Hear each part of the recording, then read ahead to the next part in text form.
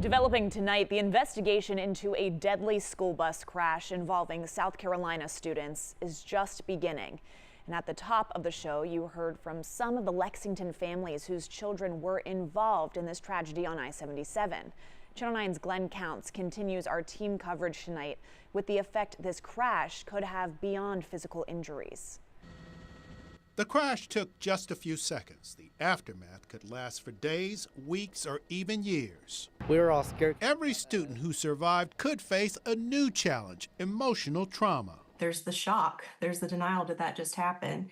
And the shock can last a pretty long time. Amanda Enlow is the Director of Clinical Services for the Healing Collective Counseling Service. Two people who are in the exact same traumatic event can metabolize an experience completely different. The bus that Wesley Willis was on was not damaged, but he, like all the kids, saw things they had never seen before, things they probably won't forget. One boy, he had his chest, he had to have it ripped open because he had glass in his chest.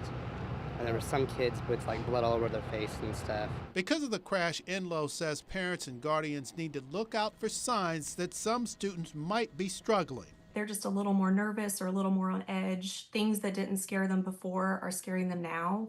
Maybe they're having bad dreams. This morning there was a prayer vigil at Pine Ridge Middle, one of the first of many to honor the student who lost her life. That can be such a hard thing because everybody at that school is looking at the desk that's empty. Enlow says it's important for parents and guardians to be patient. Too often we try to push through the grief process to get to some resolution and get to the new normal. And a lot of times we don't allow space for all of the feelings. That was Glenn Counts reporting. Enlow says each student will be on their own timeline. In other words, it's up to them as to when they get better.